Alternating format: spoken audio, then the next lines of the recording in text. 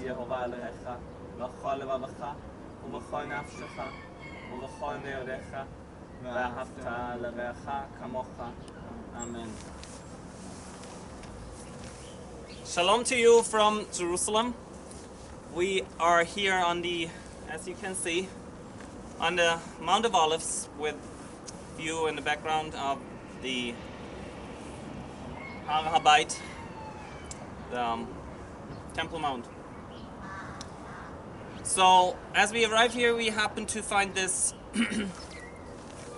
wonderful almond tree in full blossom, and you're reminded of Jeremiah 1:11,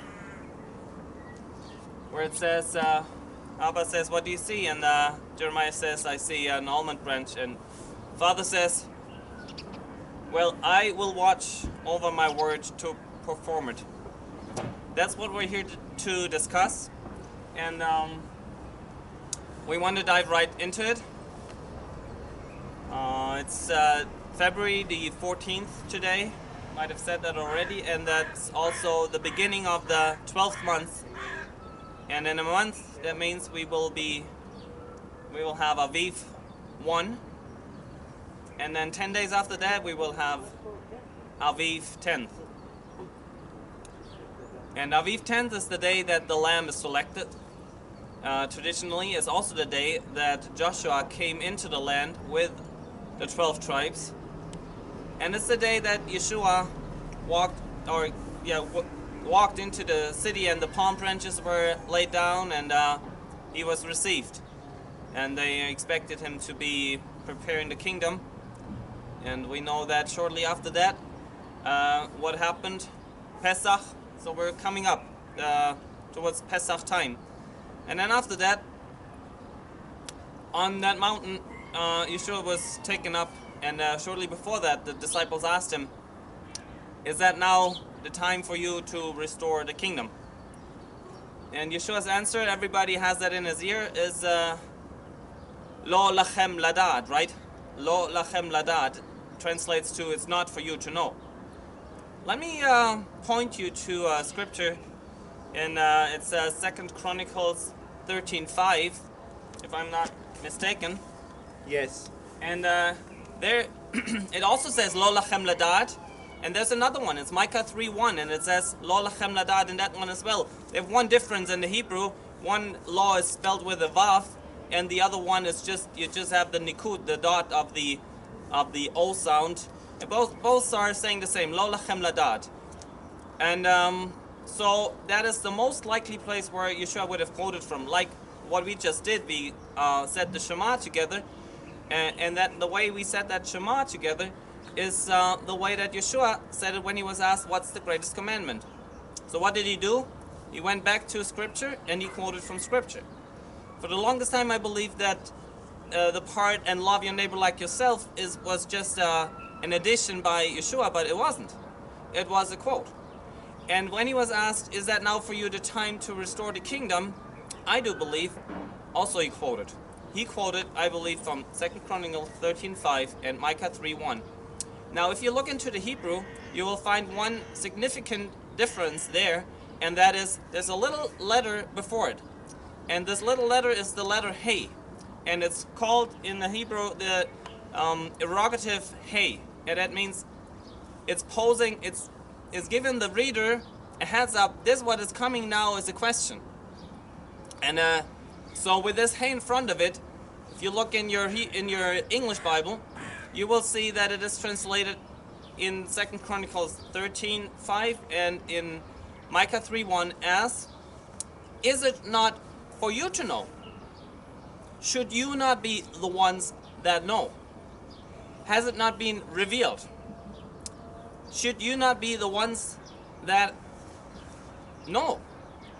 So that being said, and if Yeshua quoted from that passages, why would he quote from that passages? Well, let me suggest to you why he would quote from that passages. The question of the disciples was, what was the question? Is it now the time for you to restore the kingdom? It was about the restoration of the kingdom. Now, the restoration of the kingdom is exactly the topic of those two passages that he I believe, quoted from. The restoration of the kingdom, of the 12-tribe kingdom over Israel. That is exactly the topic. So you would have a good reason to actually quote from those passages. And there are only two. So, lo lachem ladad really in the original, ha lo lachem ladad, and that's what I believe is the question. Should you not be the ones that know? Now, as we quoted, love your neighbor like yourself, I believe that I ought to know, I need to know. And so do you, I believe. To know the times and the seasons.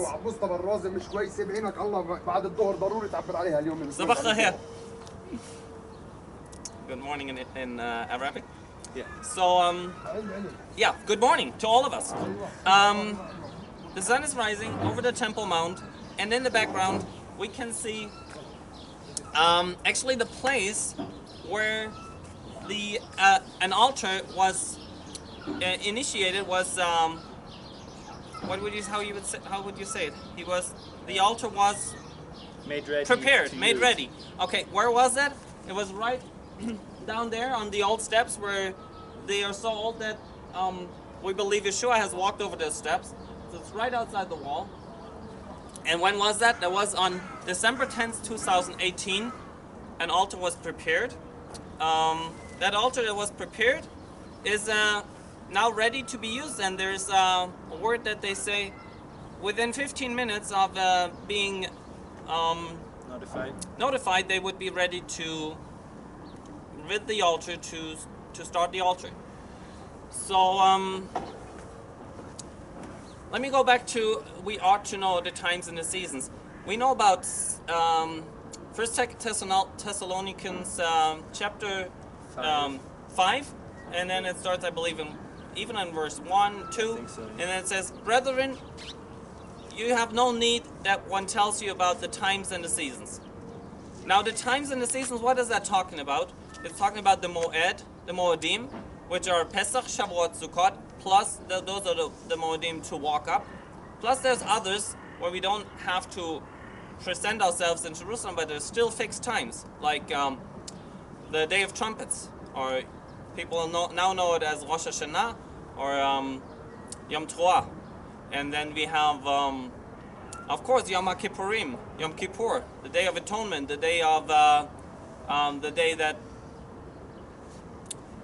the priest, the high priest, was allowed to enter into the Holy of Holies. Those are Moedim. So what are the epochs? How it is also translated? The epochs are time. It's a time span. It's a time span. In I believe in I mixed up with the language, but it says Kairos and Chronos. That is in help me out, in Greek, Latin. Oh boy, sorry. But Kairos and Chronos, that's the equivalent. You have a time point, a point in time, that's the Moed, and you have Chronos, which is the epoch, which is the what would it say in Hebrew? Maybe you want to look it up, Yohanan, real quick. Yeah. As I continue Here to explain. Here it's as Zmanim, it's translated. Zmanim, okay, so times. Times, yeah. So what are those times? Daniel was the one that Yeshua pointed us to when it's coming to these times. Yeshua said, when you see the abomination of desolation, and that's the major one, when you see the abomination of desolation, as we read in Daniel, let the reader understand. And so we need to read it.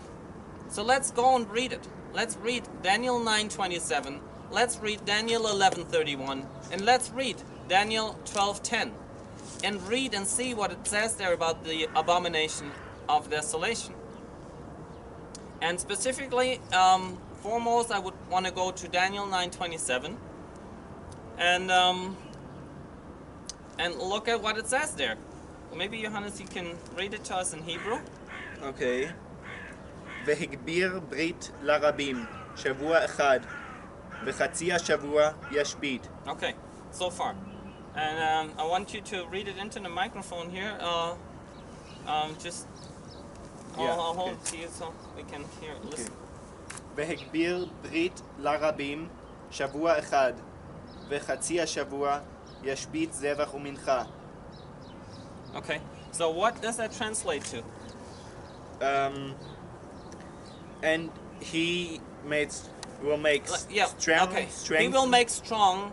He will make strong. He strengthens a covenant for the many. Larabim. Right? Yeah. That's what it says. Larabim. So where else do we find Larabim?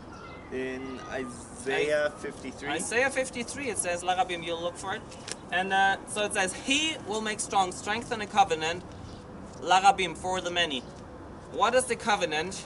It's not a peace treaty. It is a covenant that Father in heaven cut with Abram. And the covenant was about the land. I will give you the land from the brook of Egypt to the river of the Euphrates. That's the land covenant.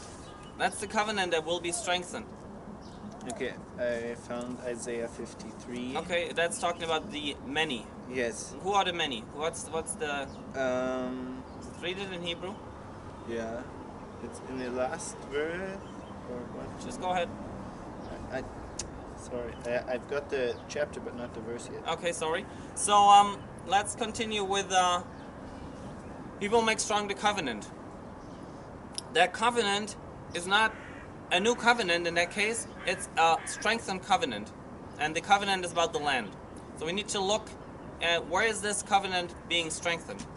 And then for the many, it doesn't say with many, it doesn't say with the many, it says for the many. For the many. And we need to look in the scripture, where do we find the many? And who are the many? So you found it? Yes. So in verse 11, Isaiah 53 verse 11, it says, Yatzdik Tzadik Avdi La Rabim. Okay, you hear it? La Rabim. And it translates to? Who is Bol. My servant will justify the many as he will bear their iniquities. Who is the servant and for whom are the iniquities borne? The ones for whom he bore the iniquities are the ones for whom the covenant of Abram will be strengthened or has been strengthened. Now that is the question. Will it be strengthened again?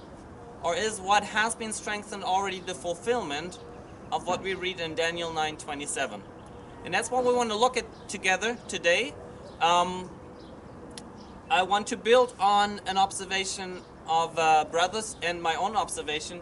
And for a fact, I have been up here with this camera just a few meters from here last Pesach because it has been a tradition for the past, by now, over 10 years that during the week of Pesach, actually for the beginning of the week, the Pesach week, here in Jerusalem, it has become a tradition to try to start the altar with the Korban for Pesach, with the sacrificial offering of the lamb that is selected on Nisan 10th for Pesach.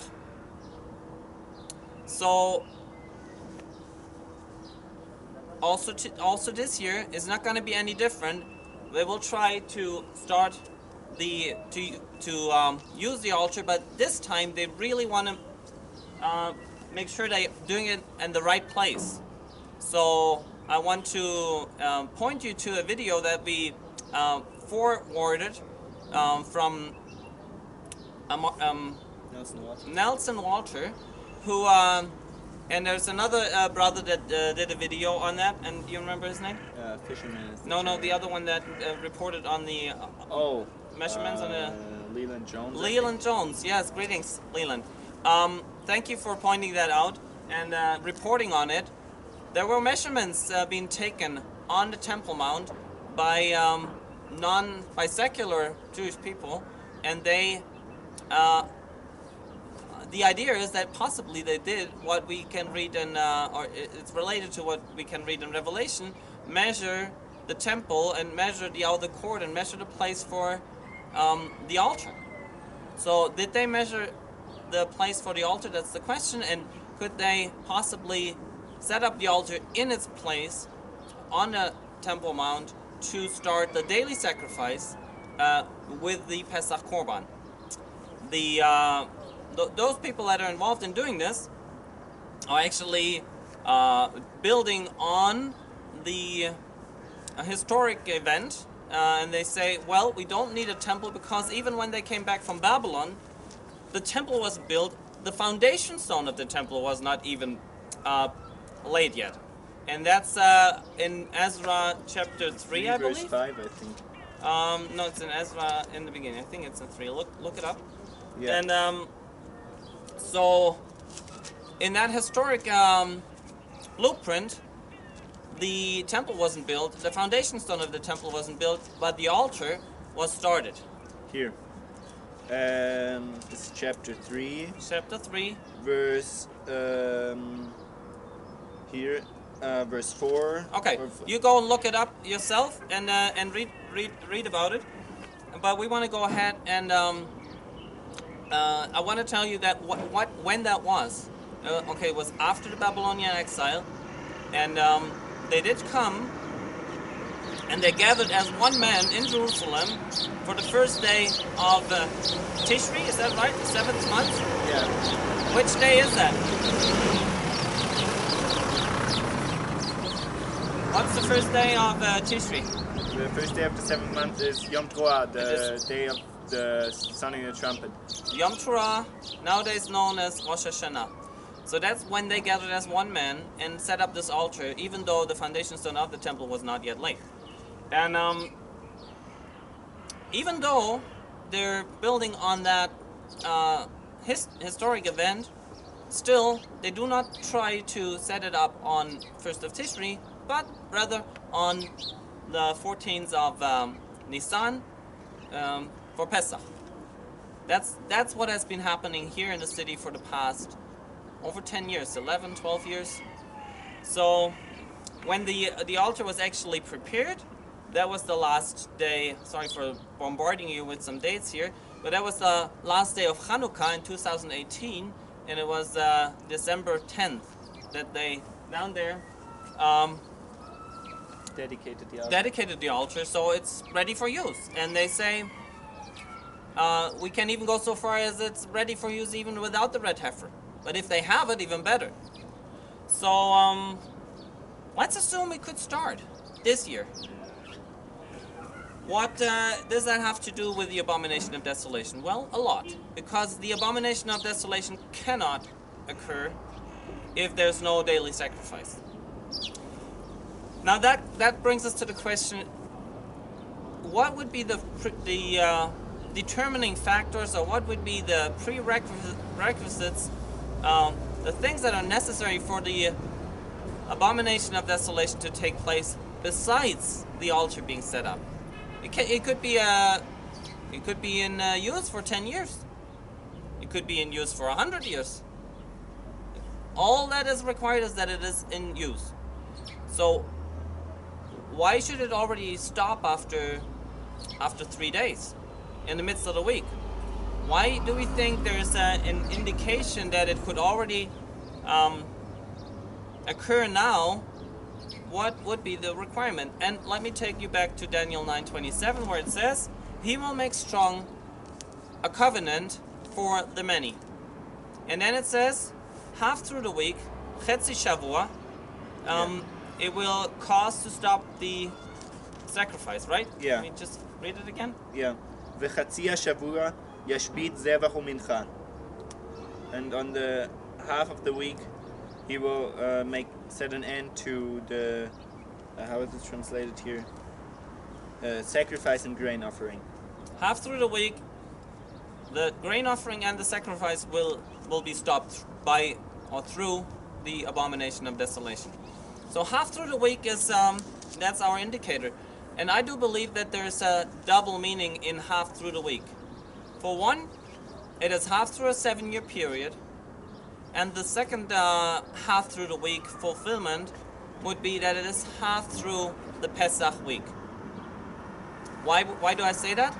Well, that brings us back to, should you not be knowing the times and the seasons that were fixed by Abba in his wisdom? Or in his authority, I do believe it says. um, in Acts 1:7. You go and read it up for yourself. But I want to give you a reference at this point of Isaiah 44, I believe it is, just to back up my claim that we ought to know. And so if you would read for us in English, Johannes, Yeah. Isaiah 44, verse 7 and 8, because Okay. that very much correlates to Acts 1, 7 and 8. So those verses 7 and 8 in first chapter of Acts, and in chapter 44 of Isaiah.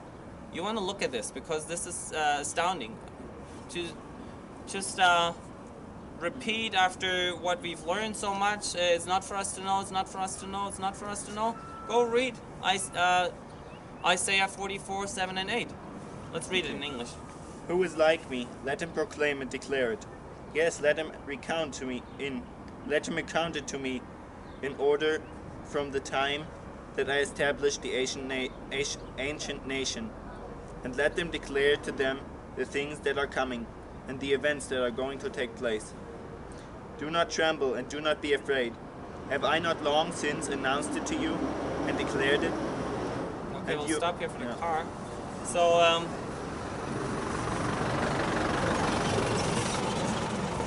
have I not long since announced it to you and declared it? The Father has long since announced it and declared it, what the times and the seasons are that He fixed in His authority. And how does this verse end? You are my witnesses, right? Yeah, and you are my witnesses. And you are my witnesses. Does that sound familiar? Looking at Acts chapter 1, verse 7 and 8. You are my witnesses till the end of the earth. I think there's another hint here where Yeshua is coming from. He wants us to know the things that have been revealed by Father. And Father says, I will watch over my word to perform it. So now let's go back to the question, can the abomination of desolation already occur this year? And the requirement, so the times and the seasons. Half through the week would be the 4th day of Pesach week. And if you count up those days that have been revealed to Daniel, who was told, you're the beloved. 3 times he was told, you're the beloved. Why was he told he was the beloved? Because he paid attention to the times that had been revealed in Father's authority, like through Jeremiah, the 70 years. It will be 70 years in Babylon. And when that came to an end, when it came to a fulfillment, Daniel was the one that paid attention. Daniel was the one that dressed in sackcloth and ashes and prayed and fasted and confessed the sins of his fathers and forefathers, and said, Father, you have been righteous, we have been wrong, we have been sinning, we've sinned against you, and you have done right by chastising us. But then, as he was still confessing, the angel came to him and proclaimed that there will be another time frame to the end, and he revealed to him the 1,290 days and the 1,335 days. Let's stick with the 1,209 days for now. It is interesting that 7 times in 19 years, a lot of numbers I told you, but 7 times in 19 years, what happens?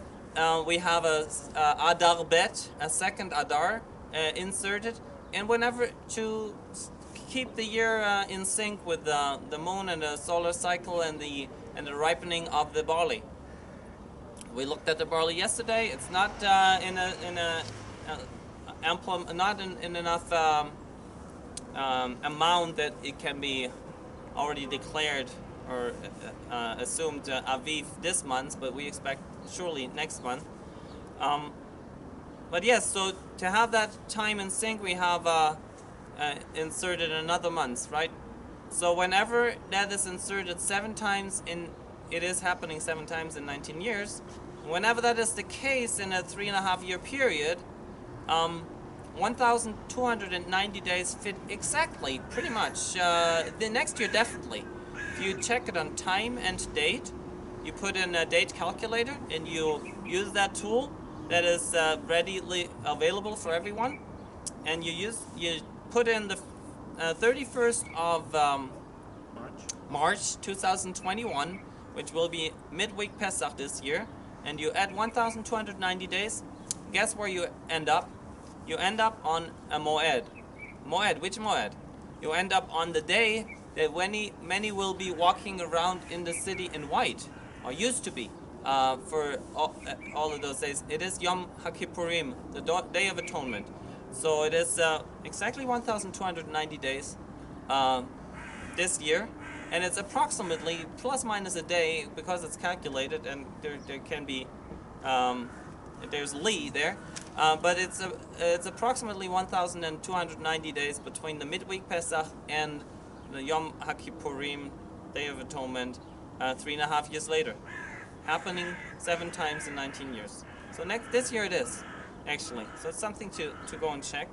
And it is also interesting to note that this day that it ends at is described in Daniel 12:10 and 11:35 as the day when many will be made pure, white, and clean, and those that sin are to go on and sin, and even some of the wise, some of those that have understanding will be tested and fall.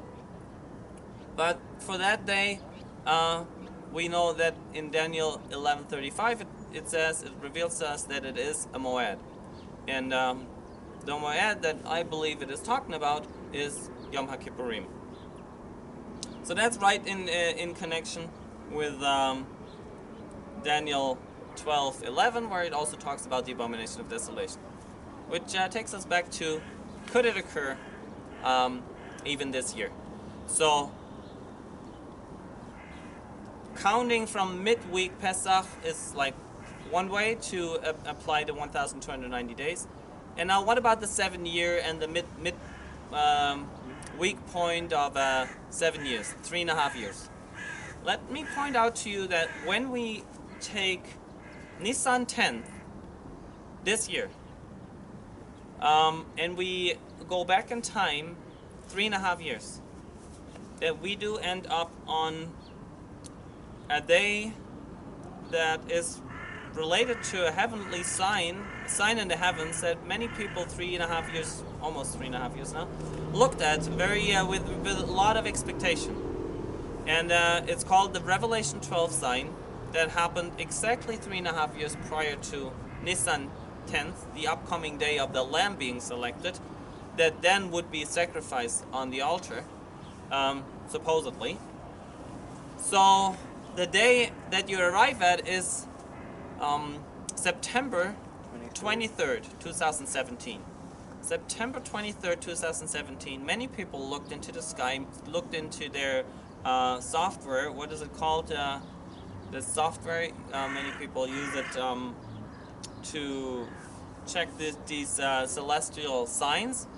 Can't think of it right now from the top of my head, but something else happened, and not in the sky, but very much on this earth, in a political realm, and something that is of, I believe, major significance in regards to Daniel 9:27, and I look at it as a possible fulfillment of Daniel 9:27. Specifically about he will make strong, he will strengthen a covenant for the many. So what happened on September 23rd, 2017 on this earth? It is very much related to this city. It's very much related to Israel as this nation, and Israel is the only nation that recognized what happened on that day as a legitimate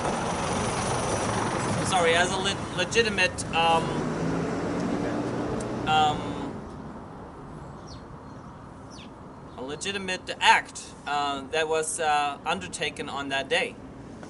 So what was undertaken on that day? There's a people group that are also in the diaspora, and they don't have a land.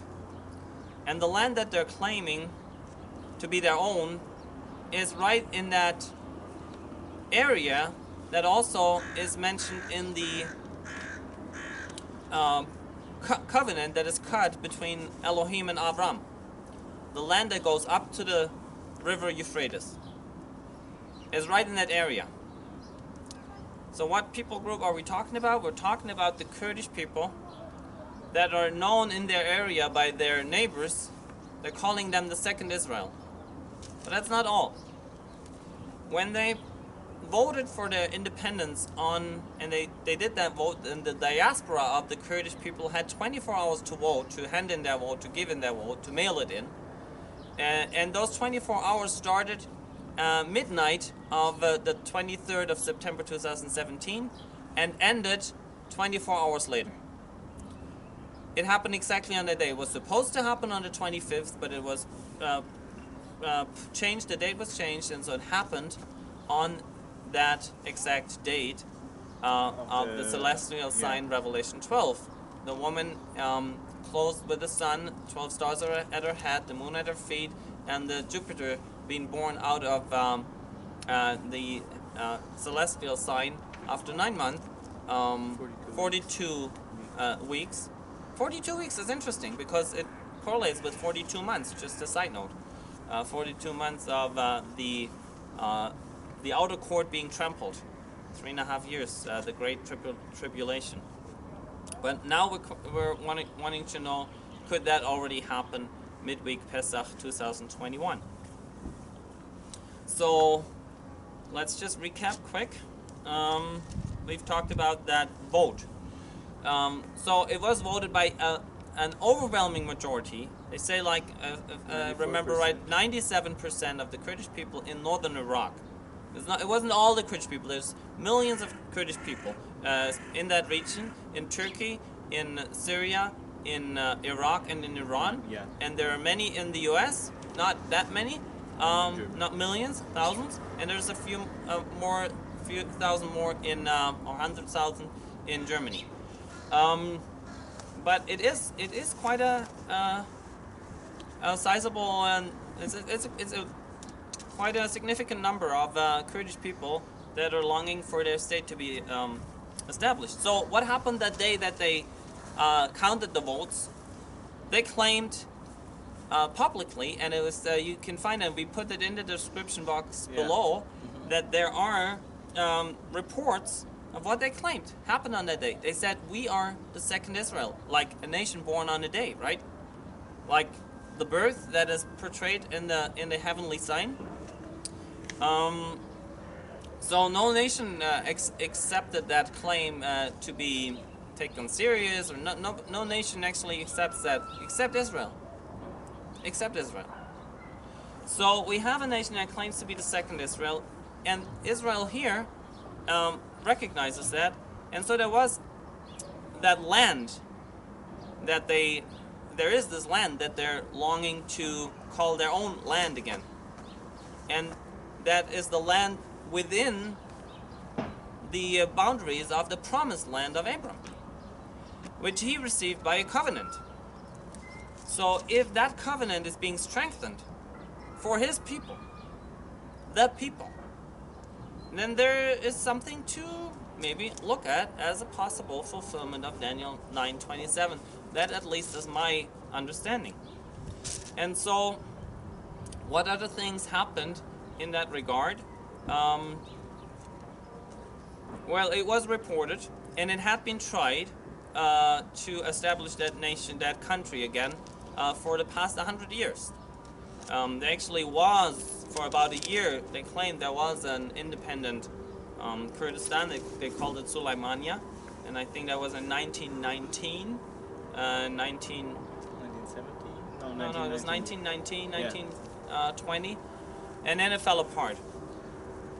And there's a tribe that the leader of that tribe was he actually called himself a little later, when he was fighting with the British over the authority, over the rulership of that nation, and they wanted him to be a suzerain king, so to speak, but he wanted to have his independence, so he called himself out to be a king, as Barzani is the tribe. And we just read in the Israeli newspaper, and I'm not sure which one it was, but we'll put it also in the description box if you don't forget, I think it could be the Times of Israel, that one of the first what do you call it? A rabbi in a female form? Rabbinitz, I think. The first rabbinitza was of that tribe, of the Barzani tribe. What does that tell us? There's a connection to the Jewish people also, right? The first rabbinitza is from the Barzani tribe. There is oh yeah, let's look at this. When the people of Israel were taken into exile, the first one for the northern kingdom into Assyria, where were they led to? Where were they taken to? They were taken to exactly that area, that realm, where the Kurdish people are dwelling. So the Kurdish people don't stand up necessarily and say we are blood descendants of the former 10 tribe people that were exiled to this area. They don't claim that in that way, but they say we're the second Israel. Yeah. Still, so they have there's certain religion that they also adhere to, the Kurdish people. Yazidi religion, yeah. And they even keep the feast of Sukkot, so to speak. It's you can recognize the theme of Sukkot in that feast that they keep. If you look at it. Okay, so we don't want to drag that out for too long, but it's right. It's rather pleasant here. It's nice. The almond coming up. The bees are swirling around here, and well, it's interesting. The animals, the plant life, they know their times, right? Which reminds me of Jeremiah 8:7, where it says, "The stork knows its time." It's Moed. It says it's Moed, and he's coming through. The stork's coming through, and he's right present here for the Moed of Pesach, as he's migrating. But it says in Jeremiah 8:7, "But my people don't know the times." Which reminds us of Yeshua's words, which I believe he quoted from Second Chronicles 13:5 and Micah 3:1. Halol lachem ladat. Should you not be the ones that know? There's much more to be said about that, but I want to wrap it up here, so we can discuss this even further. There's way more things that need to be looked at. We need to check, like the Bereans, right? We need to prove. We need to see what is written and what's happening around us. But yes, let's discuss it and reach out to us and tell us why you think it can't be, or why you think it could be. This year, the abomination of desolation that maybe 3 days prior the altar was started, and even 3 days later it will be stopped. The daily, the morning, evening sacrifice. How many morning and evening sacrifices does it take for it to be called a daily? 100? 1,000? This is 3 days in a row. Is that enough to call it a daily when it has happened morning, evening, morning, evening, morning, evening? I'm looking at the minimal requirements for this abomination of desolation to be occurring. Why? Because I want to be ready. I want to be ready to what Yeshua said: when you see it, then flee. Especially since we're planning to be here for Pesach, and we would love to see you here too. We would love to fellowship with you here, and for a fact, my kids are praying daily that his people will get ready, and they will be ready and worthy to escape. That the fleeing would not happen on a Shabbat or in winter, which is it's right going into springtime, right? When there could still be rain, and rain means flooding, and flooding means it's hard to flee. But yes, we are praying that we will be gathered, we will be found worthy to escape, and we can only be found worthy to escape if we adhere to His word, for one, and part of it is we need to be ready to lay down our lives. If we try to come here, like I've known people that tried to come here to escape, to save their lives, that's not the way that Father wants us to come, not the heart. The heart needs to walk in His footsteps. And when the other scripture is true too, that Jerusalem will be surrounded by armies, Who in his right mind would want to come into a city that is surrounded by armies to only save his butt? That's not the intention. The intention is to walk in his footsteps. The intention is to do as we are told. He said, stay in the city until you're put on with, and that was for one of the Moedim, for Shavuot. But anyways, he says, you will be my witnesses. So, yes, Father in heaven, we want to come before you. Avinu Shebashamayim, Yitkadesh Shimcha, Tavo Malchotecha, Yaseh Ratzoncha, Ba'aretz Kasher Na'aseh Bashamayim. תן לנו היום לחם חוקנו, וסלח לנו את אשמתנו, כאשר סולחים אנחנו, לאשר אשמו לנו.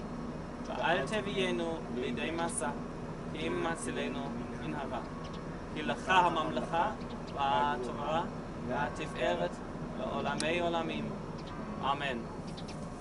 So please get in contact with us if you have any observations why it can't be. I know that many are saying the temple's not built, but we discussed that. Look at it, Ezra 3, 1 through 3. And we'll put the email and the phone number in the description, I think. So yeah.